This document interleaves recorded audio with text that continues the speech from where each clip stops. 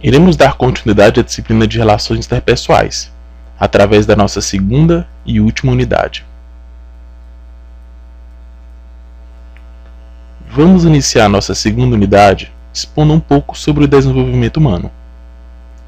Sabemos que estamos em constante mudança, e desta forma aprendemos o tempo todo de acordo com nossas habilidades adquiridas com o decorrer do desenvolvimento. Além das habilidades que adquirimos com o nosso desenvolvimento, existem vários caminhos que percorremos concomitantes.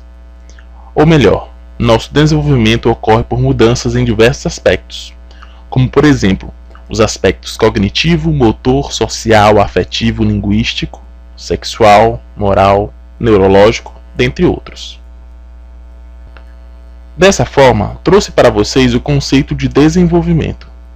E dentro da perspectiva psicológica, que não consta nesse conceito, vamos aprofundar nossos conhecimentos em alguns teóricos que estudaram sobre o desenvolvimento humano para que possamos construir um conceito próprio. Para compreender melhor o desenvolvimento, vamos entender o que a natureza e a sociedade nos trazem de alicerce para a nossa perspectiva psicológica, para depois conhecermos as teorias do desenvolvimento. A natureza e a sociedade estão ligadas de forma interdependente. A natureza precede a sociedade, de maneira que esta última necessita de um espaço para acontecer as mudanças, as transformações. Mudanças essas que tanto influenciam o funcionamento da natureza como da sociedade. Ambas regem as alterações de maneira distintas e em ritmos diferentes. Assim como nós, que reagimos de maneiras diferentes em situações, sejam estas semelhantes ou não. Como vocês podem ver, essas serão as teorias que iremos conhecer um pouco mais. Sobre a teoria desenvolvida por Piaget, teremos como características básicas de fundamentação a epistemologia genética. A epistemologia genética é definida como a maneira como o conhecimento se desenvolve. Piaget voltou sua atenção para o pensamento abstrato, identificou o processo mais importante para a organização cognitiva, a adaptação. O abstrato pode ser definido como a interação entre as habilidades de sensação, intuição, percepção e pensamento. Piaget sugere que a aprendizagem se inicia pelo processo de acomodação e é concluída através da elaboração de um esquema. Esses esquemas são mutáveis e acompanham o desenvolvimento humano. O aspecto cognitivo é fundamental na teoria de Piaget. Piaget descreve nosso desenvolvimento através de estágios, os quais seriam superados em faixas etárias relativamente definidas, já que com a avançada idade nós adquiriríamos habilidades diferentes. O estágio sensório-motor podemos dizer que compreende o nascimento até 2 anos de idade aproximadamente. Tem como destaque as habilidades da inteligência prática baseada na imitação. O estágio de pensamento pré-operacional, o qual se estende dos 2 aos 6 anos aproximadamente. Dos 2 aos 4 anos de idade, podemos criar imagens mentalmente, mesmo na ausência do objeto ou da ação. Falamos de um período de fantasia, de faz de conta, o período do jogo simbólico. A linguagem social, o comportamento verbal é iniciada. Dos 4 aos 6 anos, aproximadamente, o desenvolvimento é marcado pela diferenciação entre a fantasia e a realidade. Assim, tanto a linguagem como a comunicação social já evoluíram a ponto de ser possível prolongar o tempo dos diálogos e de haver relação entre as pessoas que conversam. Isto é, o que se responde tem ligação com o que se pergunta. Nesta fase, a criança ainda está sentada nos próprios interesses. Quanto ao estágio das operações concretas, que abrange o período de 7 aos 11 anos, podemos dizer que é nele que a criança passa a ter a capacidade de interiorizar as ações.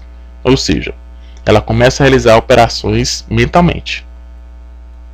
Com isso, a criança começa a participar de grupos maiores, chefiando e admitindo a chefia, podendo assim compreender regras, ser fiéis a elas e estabelecer compromissos.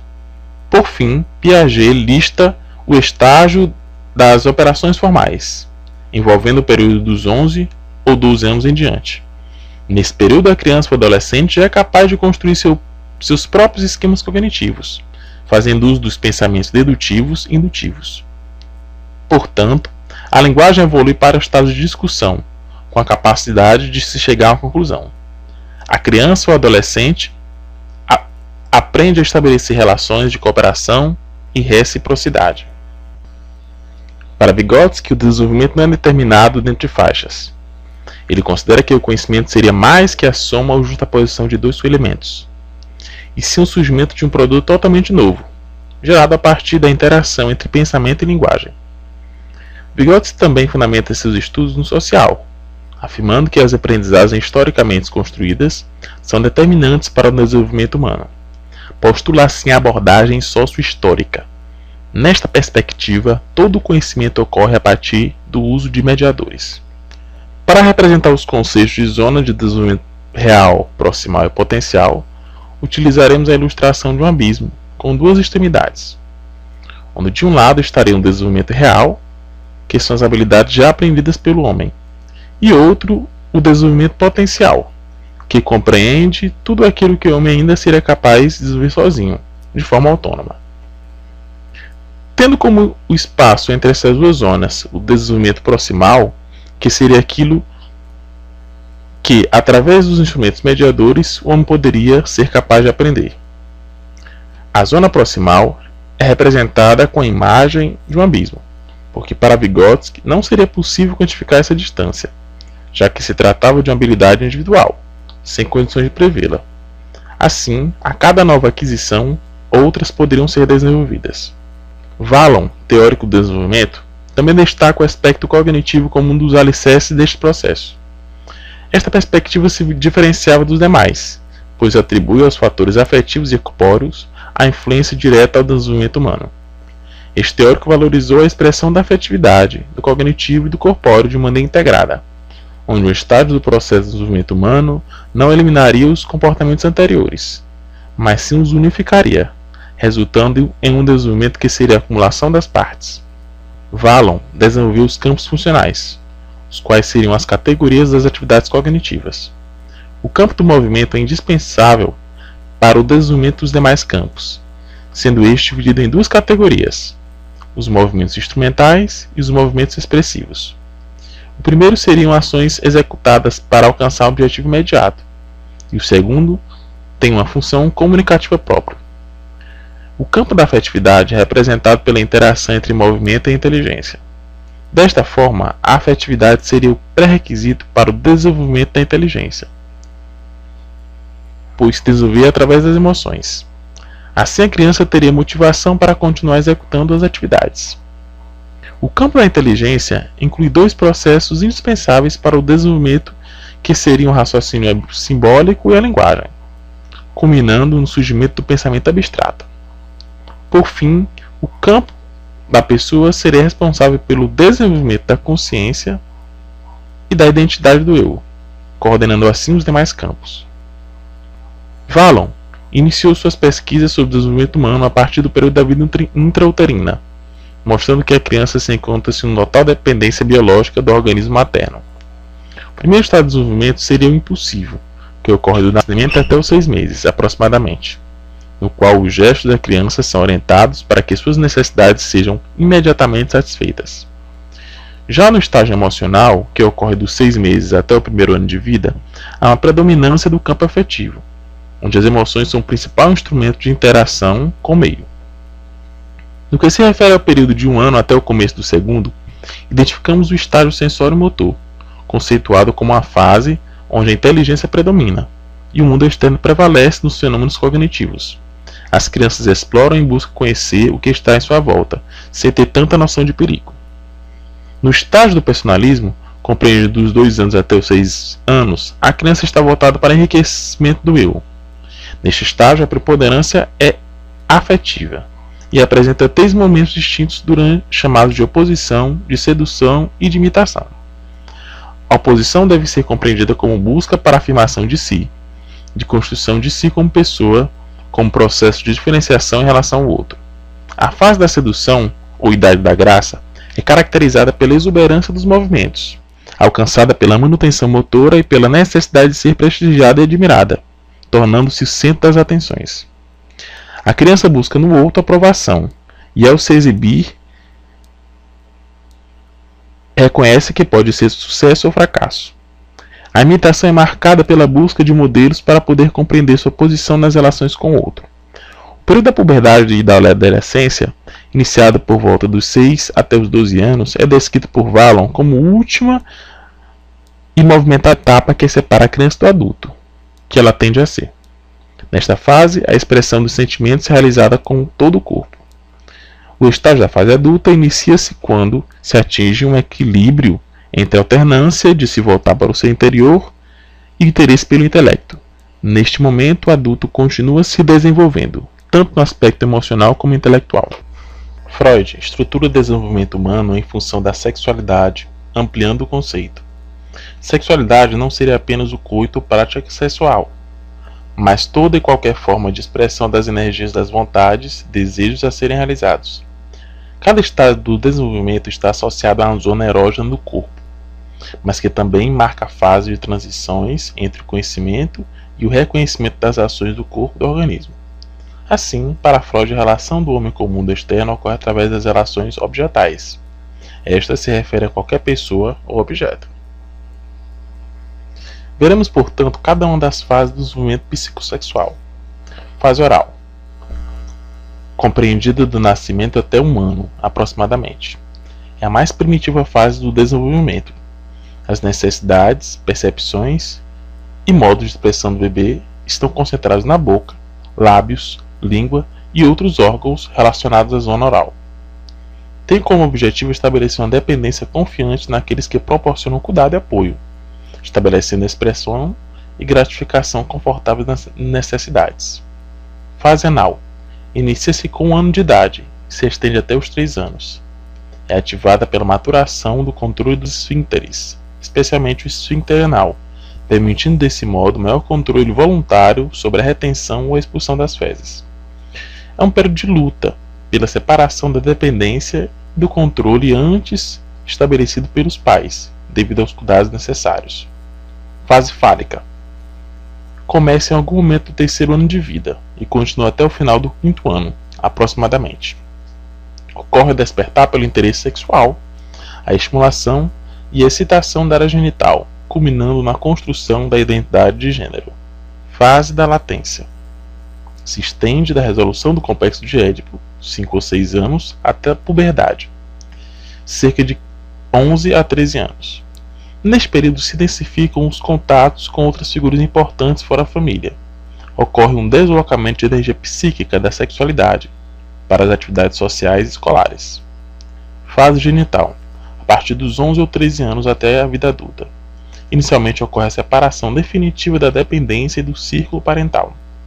Desta forma, os adolescentes almejam atingir o objetivo de obter um sentimento de identidade individual, amadurecido, da aceitação e integração de um conjunto de papéis e funções adultas, que permitam novas integrações adaptativas dentro das expectativas sociais e dos valores culturais. Erikson integrou as perspectivas orgânica, cultural e social em sua teoria do desenvolvimento humano, estendendo as fases do desenvolvimento até a morte. Fundamentou sua teoria no princípio epigenético, no qual o desenvolvimento ocorre em estágios sequenciais e claramente definidos. Os estágios do ciclo vital definidos por Erikson são os seguintes. Estágio 1. Confiança versus desconfiança básicas. Estágio 2. Autonomia versus vergonha e dúvida. Estágio 3. Iniciativa versus culpa. Estágio 4. Diligência versus inferioridade. Estágio 5. Identidade versus confusão de identidade. Estágio 6. Intimidade versus isolamento. Estágio 7. Generatividade versus estagnação. Estágio 8. Integridade versus desespero. O comportamento social se desenvolve pautado nos fatores da comunicação, das emoções, dos espaços e da relação com os outros.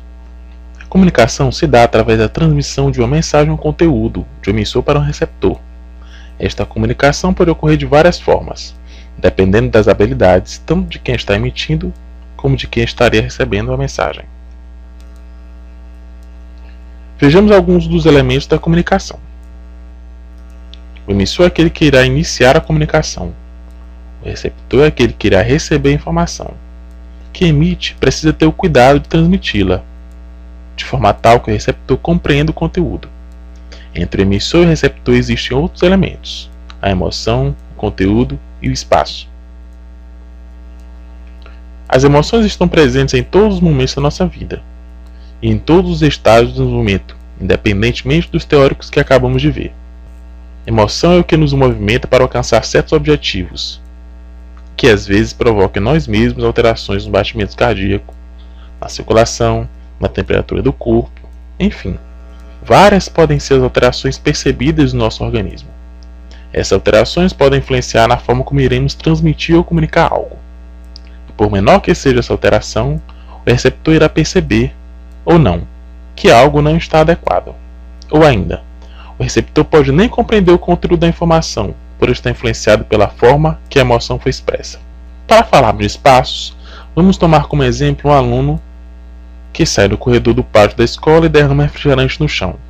Imediatamente, o zelador da escola toma a iniciativa de limpar o refrigerante do chão. No entanto, o aluno torna a derramar de propósito o refrigerante no chão. Qual sentimento este profissional de limpeza irá despertar em decorrência do que aconteceu? Esse exemplo é uma forma de demonstrar que a expressão das emoções sempre ocorre em determinados espaços. O outro também é um fator muito importante no comportamento social. Nós somos diferentes, e com isso adotamos maneiras diferentes de nos comunicar.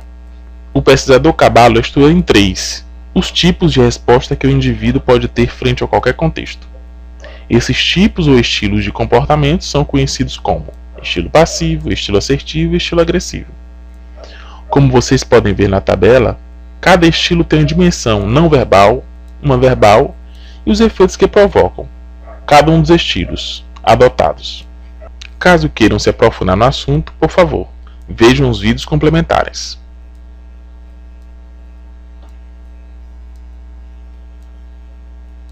Muito obrigado pela atenção. Foi um prazer tê-los como alunos. Espero que tenham gostado.